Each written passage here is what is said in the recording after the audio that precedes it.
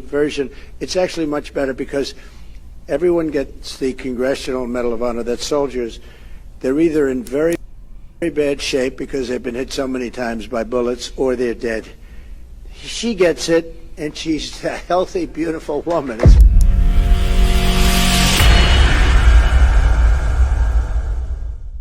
I have to say, Miriam, I watched Sheldon sitting so proud in the White House when we gave Miriam the Presidential Medal of Freedom. That's the highest award you can get as a civilian. It's the equivalent of the Congressional Medal of Honor.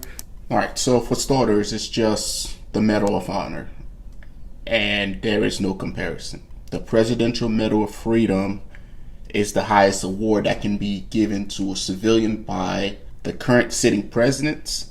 However, it's not the equivalent to the Medal of Honor. You're talking apples and oranges.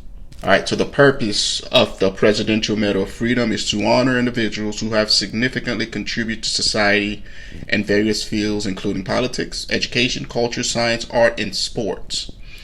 Eligibility for the award. The award can be given to any person living or deceased who has made significant contribution. Recipient can be a U.S. citizen or a foreign national. Essentially, the current president just has to like you. That's all it comes down to. Whoever is in that seat as the president just has to like you and your body of work.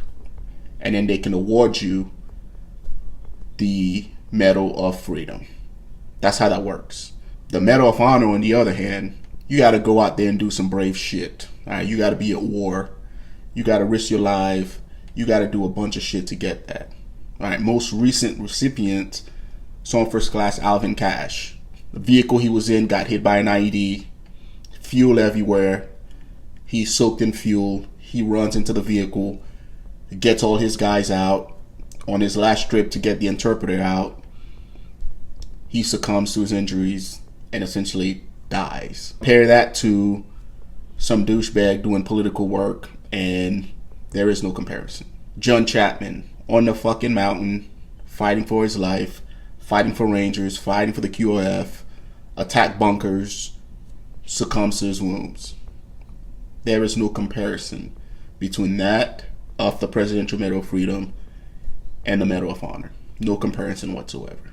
But civilian version, it's actually much better because everyone gets the Congressional Medal of Honor. That's soldiers. They're either in very... It's not better at all, right? No one goes in to the Army, for starters, trying to get a Medal of Honor, right? Like it just happens because guys are selfless and they put their lives on the line for their buddies. Very bad shape because they've been hit so many times by bullets, or they're dead. She gets it, and she's a healthy, beautiful woman. Ah, man. I can't believe people are in the audience clapping for that. That is such a wild statement to make. And I'm extremely disappointed because I know former President Trump likes to go on his rants, but when you're talking about veterans, certain things you just should not say, right? Yeah, those dudes are probably in bad shape. They're probably riddled with bullets from doing some amazing shit. Even the top 1% of the 1% probably doesn't have the balls to do. For that, they are paying the ultimate, some of them do pay the ultimate price, which is death.